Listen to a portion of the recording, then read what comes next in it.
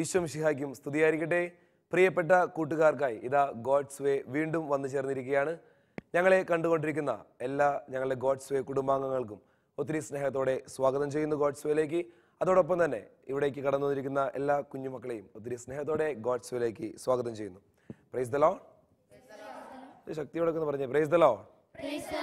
കുഴപ്പമില്ല, എന്നാലും കുറച്ചുകൂടി ശക്തിയായിട്ട് പറയാം ഹല്ലേലൂയ. ഇപ്പൊ നല്ല രസമായിട്ടുണ്ട് ഹല്ലേലൂയ. ഹല്ലേലൂയ പറയുമ്പോൾ നമുക്ക് കൈകൾ പതുക്കുന്ന എനിക്ക് പറയാം ഹല്ലേലൂയ. അത് ഹല്ലേലൂയ പറയുമ്പോൾ നമുക്ക് ഈ സൈഡിൽ നിന്ന് ഈ സൈഡിലേക്ക് കൈ ഇങ്ങനെ പോകണം. Okay, hallelujah. അങ്ങനെ പോയി കൈ തന്നെ മടിയിലേക്ക് പോകണം. Okay, hallelujah. ഞാൻ പറഞ്ഞതിന് ശേഷം ചെയ്താൽ മതി കേട്ടോ. Okay, hallelujah. ഓക്കെ, നല്ല ഭംഗിയായിട്ടുണ്ട്. സുഖാണോ? സന്തോഷാണോ? വീട്ടിലൊക്കെ ഇടിമൊക്കെ ഉണ്ടാക്കാറുണ്ടോ? നിങ്ങളായതുകൊണ്ടാണ് ചോദിക്കണേ കേട്ടോ. കുഞ്ഞുങ്ങളായതുകൊണ്ട് ചോദിക്കണേ. അങ്ങനെ ഉണ്ടാക്കാറില്ല എനിക്കറിയാം. കുഞ്ഞുങ്ങൾ അങ്ങനെ തല്ലുകൂടാറില്ലാത്ത ആൾക്കാരാണെന്ന് എനിക്കറിയാം. ആണോ? വാശി പിടിക്കാറുണ്ട് വീട്ടിൽ ചെറിയ കാര്യത്തിനൊക്കെ ആയിട്ട്? ഊണൊക്കെ കഴിക്കാതെ വാതിലൊക്കെ കൊട്ടിയടച്ച് റൂമിൽ പോയി കിടന്ന് ചെയ്യാറില്ലേ? എന്തായാലും വാശിയൊന്നുമില്ലാത്ത കുഞ്ഞുങ്ങളാണ് ഗോഡ്സ് വേയിലേക്ക് വന്നിരിക്കുന്നു വിശ്വസിക്കുന്നു. Praise the Lord. Praise the Lord. ജീവനില്ല. Praise the Lord. തൊട്ടടുത്തിരിക്കുന്ന ആൾക്കാർക്ക് അറിയോ? എല്ലാവർക്കും പരിചയപ്പെട്ടിട്ടുണ്ടോ? പേരൊക്കെ അറിയോ എല്ലാവർക്കും? എല്ലാവർക്കും അറിയോ? ഓക്കെ, എന്നാൽ ആ ആളുടെ തോളത്ത് പതുക്കെ കൈ ഇതൊക്കെ തട്ടി ചോദിക്കണം, പേര് ചോദിക്കണം. അതിൻ്റെ പേര് കൂട്ടി ചോദിക്കണം. ആ എടാ ജോമോനെ സുഖാണോ? എടാ മിനിക്കുട്ടി സുഖാണോ? അങ്ങനെ ചോദിക്കണം. അങ്ങോട്ടും ഇങ്ങോട്ടും ചോദിക്കണം. ചിരിച്ചിട്ട് വേണം ചോദിക്കാനായിട്ട്. പിന്നെ ചോദിക്കുമ്പോൾ ചമ്മി പോലെ മിനിക്കുട്ടി സുഖാണോ അങ്ങനെയല്ലേ ചോദിക്കണ്ടേ? എങ്ങനെ ചോദിക്കണ്ടേ? നല്ല ചിരിച്ച് സിമ്പിളായിട്ട്. പിന്നെ ഒരാൾ ചോദിക്കുമ്പോൾ വേറെ ആൾ കൂട്ടിയിടിച്ച് ചോദിക്കുമോ? ഇല്ല. അപ്പോൾ ഒരാൾ ചോദിച്ചതിന് ശേഷം മാത്രമേ മറ്റൊരാൾ ചോദിക്കാവൂ. ഓക്കെ, ശരി. ഞാൻ റെഡി സ്റ്റാർട്ട് എന്ന് പറയുമ്പോൾ നിങ്ങൾ വേഗം പരിചയം പുതുക്കണം. അങ്ങോട്ടും ഇങ്ങോട്ടും ചോദിക്കണം. അവനോട് ചോദിക്കണം, ഇവനോട് ചോദിക്കണം, അങ്ങോട്ടും ഇങ്ങോട്ടൊക്കെ തിരിഞ്ഞ് ചോദിക്കണം. Okay, are you ready? Yes ആണെങ്കിൽ ഒരു ഉഷാറായിട്ട് പറഞ്ഞേ യെസ്. ഓക്കെ, യെസ് പറയുമ്പോൾ നിങ്ങൾ കൈ ഒന്ന് കൂട്ടി യെസ്. അപ്പൊ അത് കടിച്ചാൽ മതി. രണ്ട് കൈ നമ്മുടെ കഴിഞ്ഞാണല്ലേ. ഞാൻ അടിച്ചപ്പോൾ എനിക്ക് വേനെടുത്തു. ശരി, ആർ യു റെഡി? ഓ, ചില ആൾക്കാരടിയിട്ട് യെസ് ഇങ്ങനെയാണ് അടിക്കണേ. Yes. Okay, are you ready? Yes. അങ്ങനെ വെച്ചാൽ ഞാൻ റെഡി സ്റ്റാർട്ട് എന്ന് പറയുമ്പോൾ പെട്ടെന്നായിരിക്കണം. നിങ്ങൾ എല്ലാവരോടും പെട്ടെന്ന് ചോദിക്കണം. ഒരാൾ ചോദിക്കുമ്പോൾ ഒരാൾ മിണ്ടാതിരിക്കുക. നേരെ വെച്ച് രണ്ടുപേരും കൂടി മീൻകുട്ടി സുഖമാണോ കൂട്ടിയിടിക്കരുത്. ശരി, ഓക്കെ, റെഡി സ്റ്റാർട്ട്.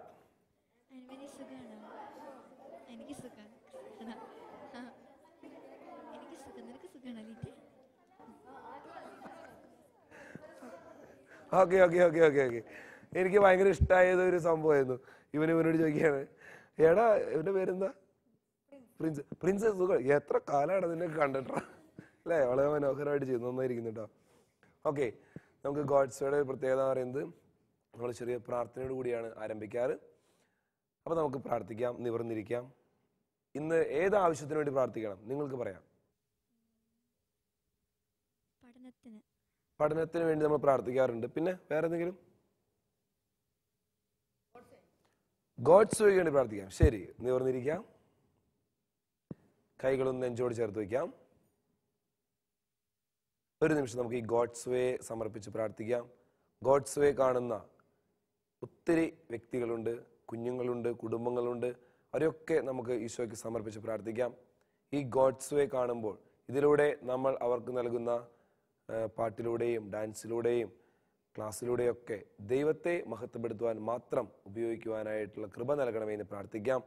ഗോഡ്സ് വേ കാണുമ്പോൾ ഓരോ മക്കളുടെയും മനസ്സിൽ ദൈവികകരമായ ചിന്തകൾ ഉണർത്തുവാൻ ഗോഡ്സ് വേയിലൂടെ നടക്കുവാനായിട്ട് എല്ലാവർക്കും സാധിക്കട്ടെ എന്ന് നമുക്ക് പ്രാർത്ഥിക്കാം.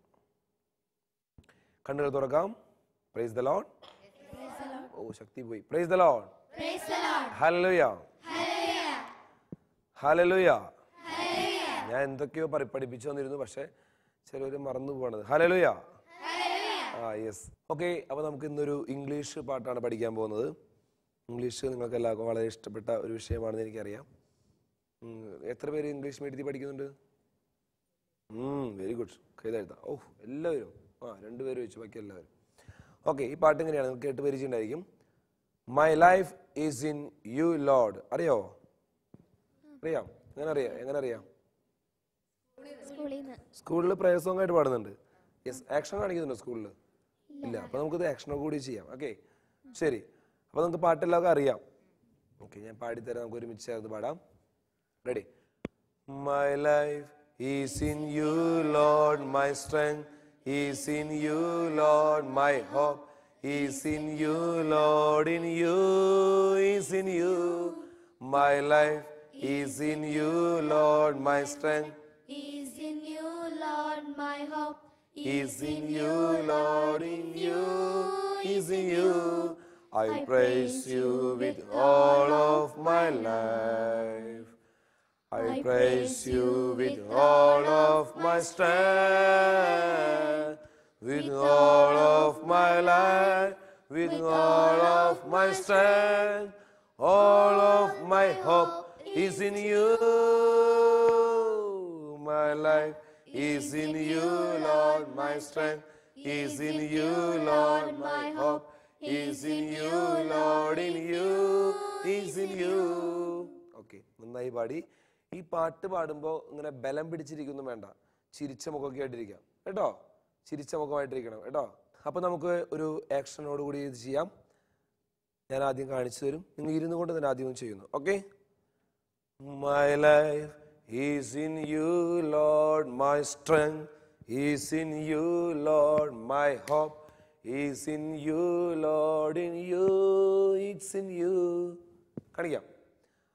My life is in you, Lord, my strength is in you, Lord, my hope is in you, Lord, in you is in you. I will praise you with all of my life. Chede? I will praise you with all of my life. Random same. I will praise you with all of my strength, with all of my life, with all of my strength. All of my hope is in you. My life is in you, Lord, my strength is in you, Lord, my hope is in you, Lord, in you is in you. I will praise you with all of my life. I will praise you with all of my strength, with all of my life, with all of my strength. All of my hope is in you, my life. Praise the Lord. Praise the Lord. Saram Bora. Praise the Lord. Praise the Lord. Chiricha mukhamayitte paranam. Praise the Lord. Praise the Lord. Hallelujah. Hallelujah. എന്ത് കാണിക്കാനാ പറഞ്ഞത്? Hallelujah. Hallelujah. Hallelujah. Hallelujah. ശരി, നമുക്ക് മ്യൂസിക്കിനോടൊപ്പം ചേർന്ന് വളരെ മനോഹരമായിട്ട് നല്ല ഭംഗിയിൽ എല്ലാവർക്കും കണ്ണിന് കുളിർമ നൽകുന്ന രീതിയിൽ ആക്ഷൻ ചെയ്യാം. Are you ready? Yes. Okay, നമുക്ക് എല്ലാവർക്കും എഴുന്നേറ്റ് നിൽക്കാം. ചെറിയ ഒരു സ്നാപ്പ് ചെയ്തുകൊണ്ട് നമുക്ക് ദൈവത്തെ ഈ പാട്ടിനോടൊപ്പം പാടി മഹത്വപ്പെടുത്താം. Are you ready? Yes.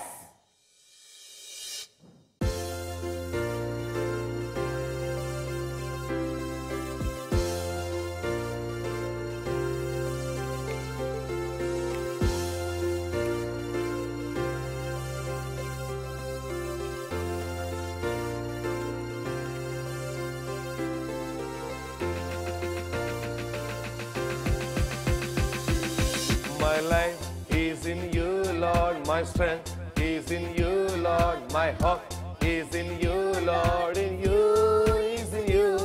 My life is in you, Lord, my strength is in you, Lord, my hope is in you, Lord, in you is in you.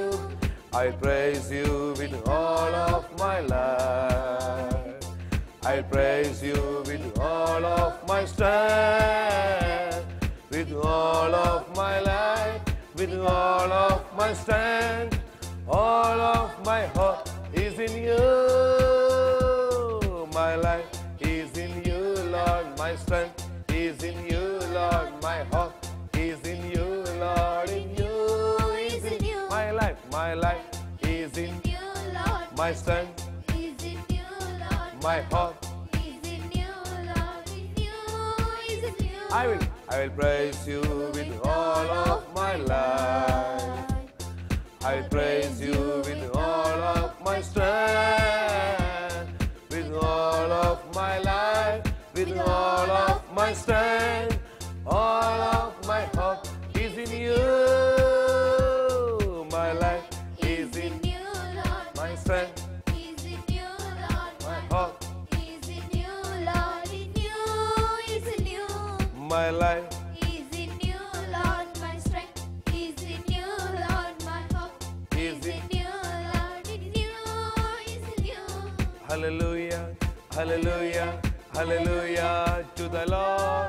Hallelujah, hallelujah, hallelujah to the Lord. Get it? Hallelujah, hallelujah, hallelujah to the Lord. Hallelujah, hallelujah, hallelujah to the Lord. Padike. Hallelujah, hallelujah, hallelujah to the Lord. Hallelujah. Hallelujah, hallelujah to the Lord. Hallelujah, hallelujah, hallelujah to the Lord. Hallelujah, hallelujah, hallelujah to the Lord. ഇരിക്കാം. Praise the Lord. Praise the Lord. Hallelujah. Hallelujah. Okay, നമ്മൾ പാട്ട് കേട്ടു, dance ചെയ്തു. ഇനി ഒരല്പസമയം വചനം കേൾക്കാം. വചനം ഇഷ്ടമല്ലേ? എനിക്കറിയാം, ഗോഡ്സ് വേയിൽ വരുന്ന കുഞ്ഞുങ്ങളൊക്കെ വചനം ആഗ്രഹിച്ച് വരുന്നവരാണെന്ന്. അപ്പോൾ നമുക്ക് വചനം പങ്കുവയ്ക്കാനായിട്ട് എല്ലാ പ്രാവശ്യത്തെ പോലത്തെ ബോണിച്ചേട്ടനാണ് വരുന്നത്. ബോണിച്ചേട്ടനെ നമുക്ക് നല്ലൊരു ക്ലാപ്പോട് കൂടിയാണ് വെൽക്കം ചെയ്യാറ്. ഓരോ പ്രാവശ്യവും ഓരോ തരത്തിലുള്ള ക്ലാപ്പാണ് നമ്മൾ ചെയ്യാറ് അല്ലേ? ഇപ്രാവശ്യം ഒരു ക്ലാപ്പ് പുതിയ തരം ക്ലാപ്പാണ്. അത് ഞാൻ മ്യൂസിക്കിനോടൊപ്പം നിങ്ങൾക്ക് പറഞ്ഞു തരും. Okay, are you ready? Yes. Okay, അപ്പോൾ നമുക്ക് മ്യൂസിക്കിനോടൊപ്പം ബോണിച്ചേട്ടനെ വെൽക്കം ചെയ്യാം. ഓക്കെ, അപ്പോൾ നമുക്ക് ബോണിച്ചേട്ടനെ വെൽക്കം ചെയ്യാം, ക്ലാപ്പ് അടിച്ചുകൊണ്ട് പാടിക്കൊണ്ട്. Are you ready? Yes. Okay, then God's way, clap, go.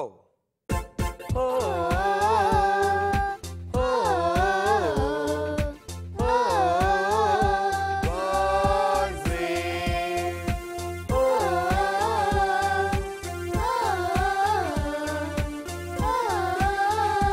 God's way.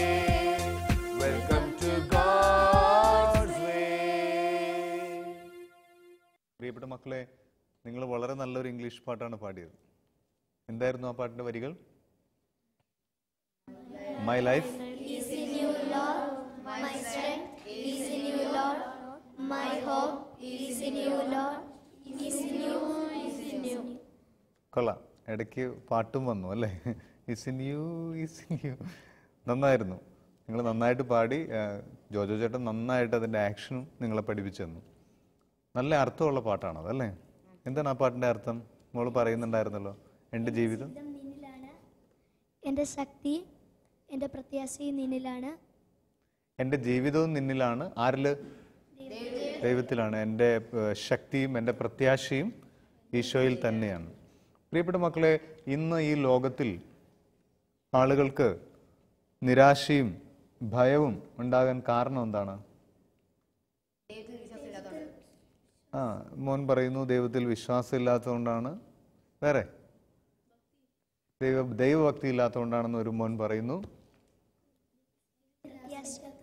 ദൈവത്തിൽ പ്രത്യാശ ഇല്ലാത്തതുകൊണ്ട്. ദൈവത്തിൽ യെസ്, ദൈവത്തിൽ സ്നേഹം. ഈ കുറച്ചുകൂടി നല്ല വാക്ക് മോള് പറഞ്ഞതാണ് കേട്ടോ.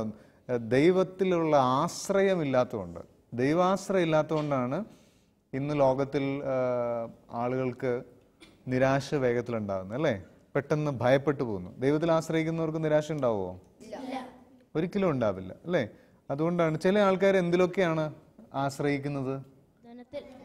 മിടുക്കൻ, നിങ്ങളെല്ലാവരും വളരെ കൃത്യമായിട്ട് പറഞ്ഞല്ലോ. എല്ലാവരും ഒരുമിച്ച് പറയാണ് പണത്തിലാണ് ആശ്രയിക്കുന്നതെന്ന്.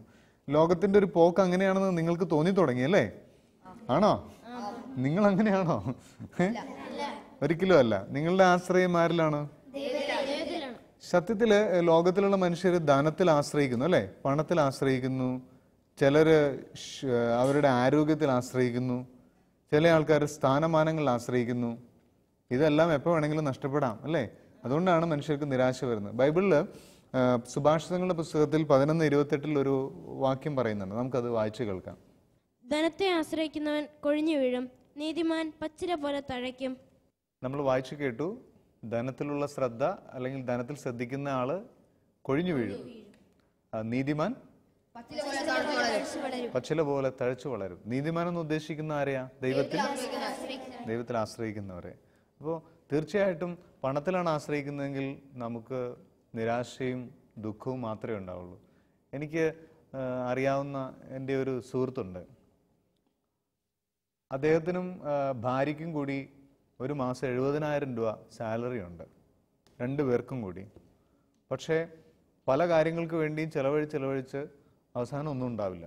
70,000 രൂപ ഒരു മാസം കിട്ടുന്ന ആ കുടുംബത്തിന് ദുഃഖവും ഉത്കണ്ഠയും നിരാശയും മാത്രമേ ഉള്ളൂ.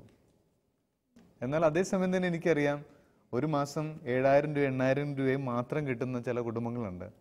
അവർക്ക് പരാതികളില്ല, പരിഭവങ്ങളില്ല, സമാധാനത്തോടെ കഴിഞ്ഞു പോകുന്നു. അപ്പോൾ ഞാൻ പറയുന്നത്, പണത്തിലല്ല യഥാർത്ഥത്തിൽ ആശ്രയിക്കേണ്ടത്. പിന്നെ ആരിലാണ്? ദൈവത്തിലാണ് ആശ്രയിക്കേണ്ടത്. പണത്തിൽ ആശ്രയിക്കുന്നവർക്ക് എന്ത് സംഭവിക്കുന്നു എന്ന് ബൈബിളിൽ ധാരാളം സ്ഥലങ്ങളിൽ പറഞ്ഞിട്ടുണ്ട്. ഒരു വചനം കൂടി നമുക്ക് കേൾക്കാം. പ്രഭാഷകൻ 31.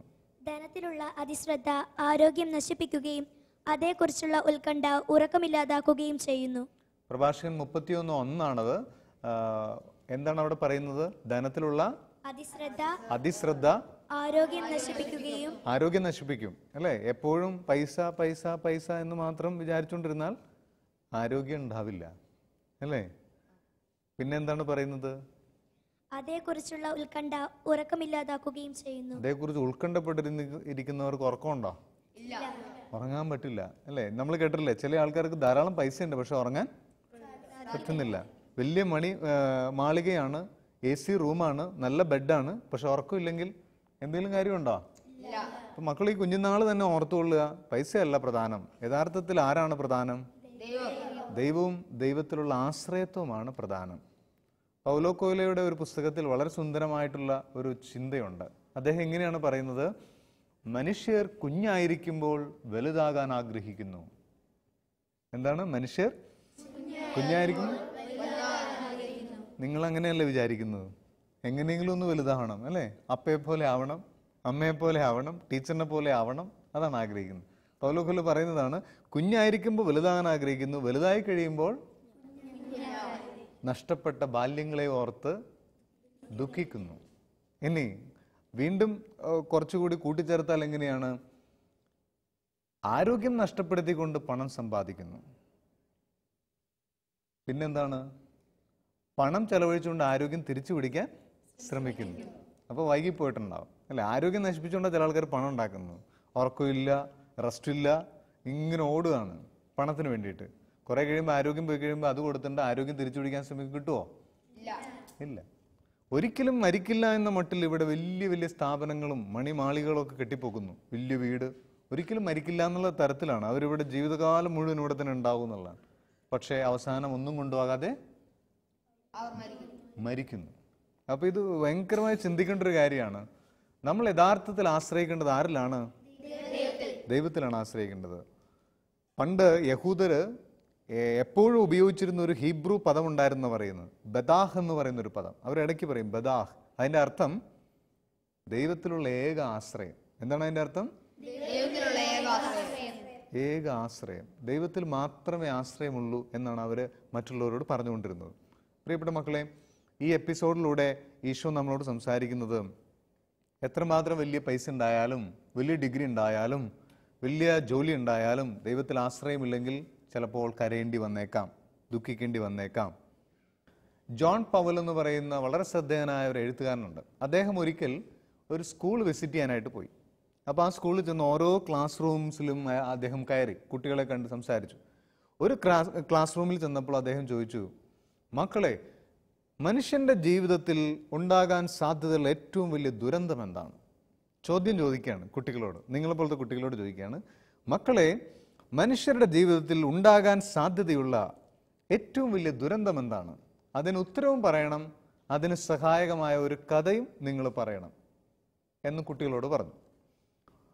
അപ്പോൾ ഉടനെ തന്നെ എല്ലാ കുട്ടികളും കരങ്ങൾ ഉയർത്തി, ഞാൻ പറയാം എന്ന് പറഞ്ഞു. പക്ഷെ ഒരു കുട്ടി മാത്രം കൈ ഉയർത്തിയില്ല. അപ്പോൾ ജോൺ പൗൽ അവനോട് ചോദിച്ചു, മോനെ നീ എന്താണ് കൈ ഉയർത്താതിരിക്കുന്നത്? ഉടനെ അവൻ പറഞ്ഞു, സാർ, മനുഷ്യരുടെ ജീവിതത്തിലുണ്ടാകുന്ന ദുരന്തം എന്താണെന്ന് എനിക്ക് വേണമെങ്കിൽ പറയാൻ പറ്റും, പക്ഷെ അതിനെ പറ്റിയൊരു കഥ എനിക്ക് കിട്ടുന്നില്ല, അതിനെ പറ്റിയൊരു കഥ പറയാനായിട്ട് എനിക്ക് പറ്റുന്നില്ല. എന്നിട്ട് അവൻ കൂട്ടിച്ചേർത്തു, വേണമെങ്കിൽ എൻ്റെ ജീവിതത്തിലുണ്ടായ ഒരു സംഭവം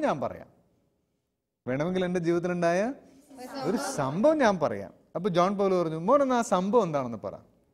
അപ്പോൾ ഉടനെ തന്നെ ഈ കുട്ടി പറയാണ്, ഒരിക്കലും എൻ്റെ ഡാഡിയും ഞാനും കൂടി ഒരു ഉത്സവം നടക്കുന്ന സ്ഥലത്ത് പോയി. ആ സ്ഥലത്ത് ചെന്ന് അവിടെ നിറയെ ആഘോഷങ്ങളാണ്. ഒരു സ്ഥലത്ത് ചെണ്ടമേളം, വേറെ സ്ഥലത്ത് ബാൻഡ് മേളം, വേറെ സ്ഥലത്ത് പടക്കം പൊട്ടിക്കുന്നു, വേറെ കുറേ സ്ഥലത്ത് കുറേ കച്ചവടക്കാർ, ബലൂണും കളിപ്പാട്ടങ്ങളും, അങ്ങനെ എല്ലായിടത്തും ആഘോഷത്തിൻ്റെ ഒരു അനുഭവമാണ്, നല്ല ജനക്കൂട്ടമുണ്ട്.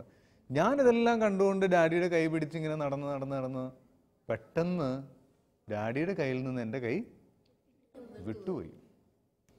അങ്ങനെ വിട്ടുപോയെങ്കിലും ഞാൻ അറിഞ്ഞില്ല. തിരക്കിനിടയിൽ ഞാനിങ്ങനെ കാഴ്ചകളൊക്കെ കണ്ട് ഡാഡിയുടെ കൈ വിട്ടുപോയത് ഞാൻ അറിഞ്ഞില്ല. ഞാൻ ആ കാഴ്ചകളൊക്കെ കണ്ട് നടന്നു. കുറേ കഴിഞ്ഞപ്പോഴാണ് ഞാൻ അറിയണത് എൻ്റെ കൈ ഡാഡിയുടെ കയ്യിൽ ഇല്ല. എനിക്ക് ഭയമായി. അയ്യോ, ഞാനിനി എങ്ങനെ തിരികെ വീട്ടിൽ പോകും? എനിക്ക് വഴി അറിയില്ല, നിറയെ ജനക്കൂട്ടം, ആരെങ്കിലും എന്നെ പിടിച്ചുകൊണ്ട് പോവുമോ? അതങ്ങോട്ട് ഓർത്തു കഴിഞ്ഞപ്പോൾ എനിക്ക് ഭയം വരാൻ തുടങ്ങി. ഞാൻ ഭയങ്കരമായി നിരാശപ്പെട്ട് കരയാൻ തുടങ്ങി.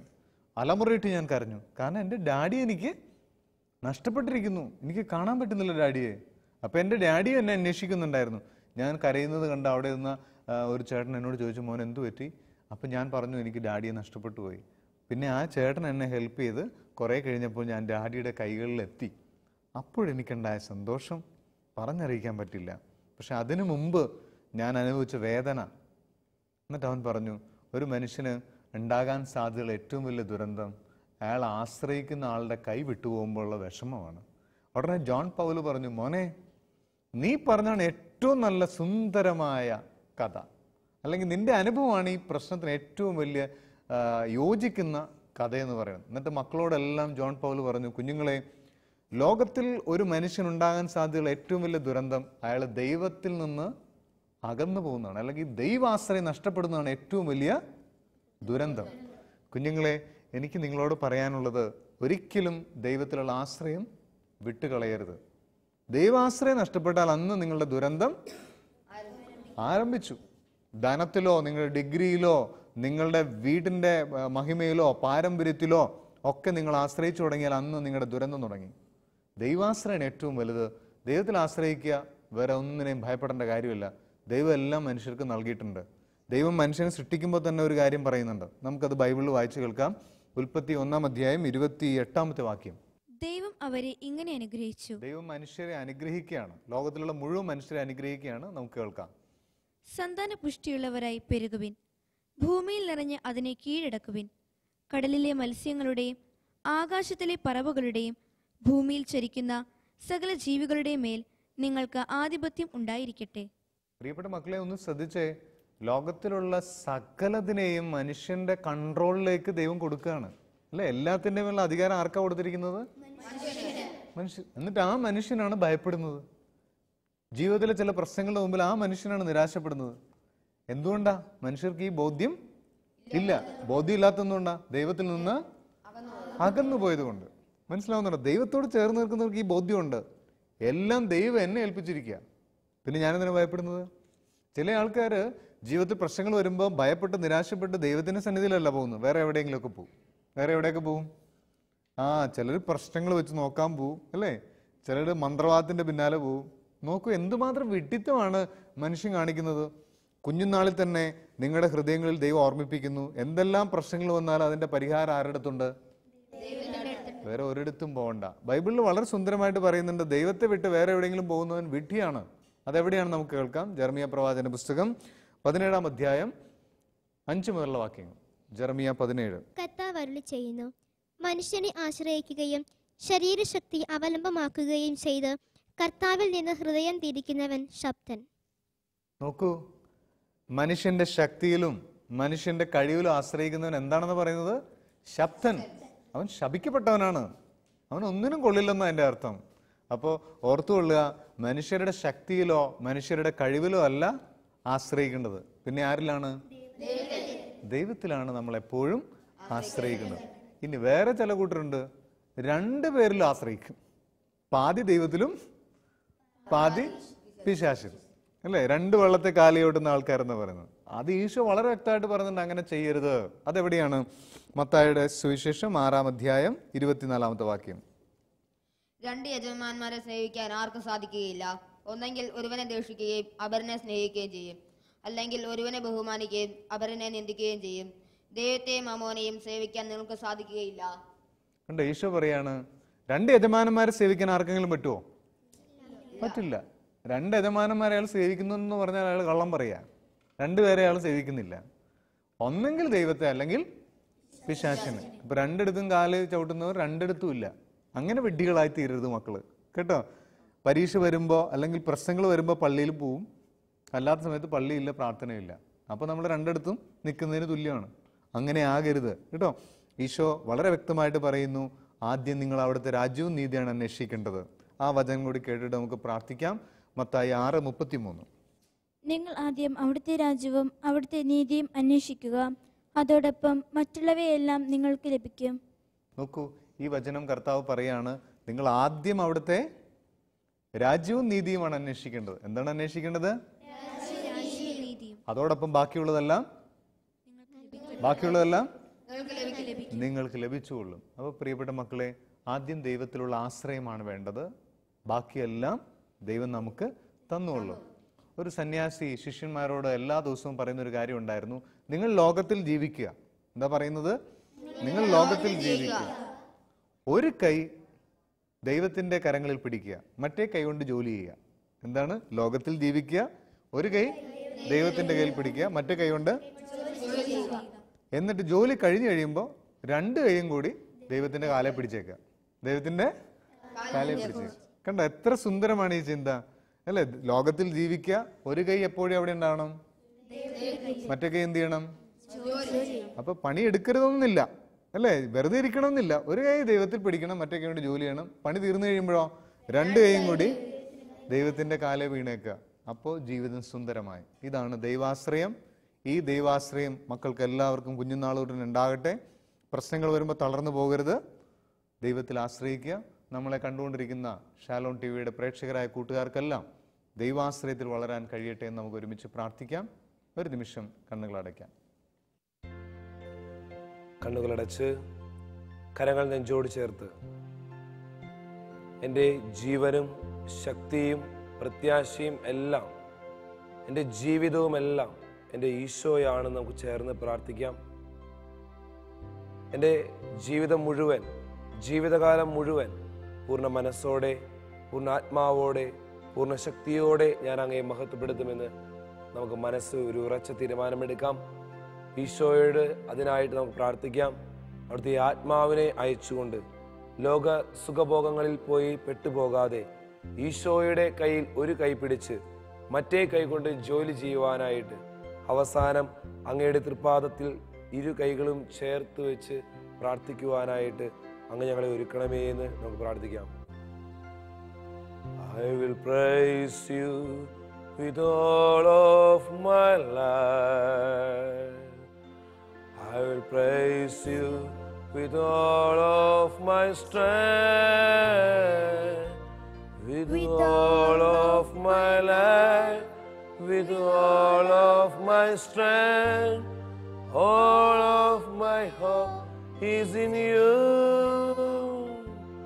My life is in you, Lord. My strength is in you, Lord. My hope is in you, Lord. In you is in you.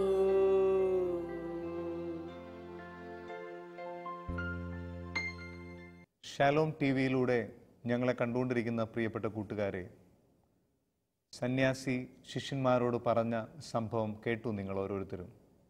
നിങ്ങൾ ലോകത്തിൽ ജീവിക്കുക, ഒരു കൈ കൊണ്ട് ദൈവത്തിൻ്റെ കരങ്ങളിൽ പിടിക്കുക, മറ്റേ കൈ കൊണ്ട് നിങ്ങളുടെ ജോലി ചെയ്യുക.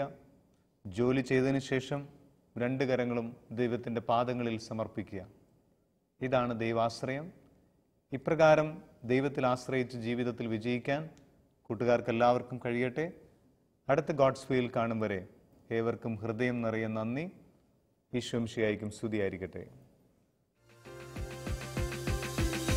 My life is in you, Lord. My strength is in you, Lord. My hope is in you, Lord. In you is in you. My life is in you, Lord. My strength is in you, Lord. My hope is in you, Lord. In you is in you. I praise you with all of my life. I praise you with all of my strength. With all of my life, with all of my strength.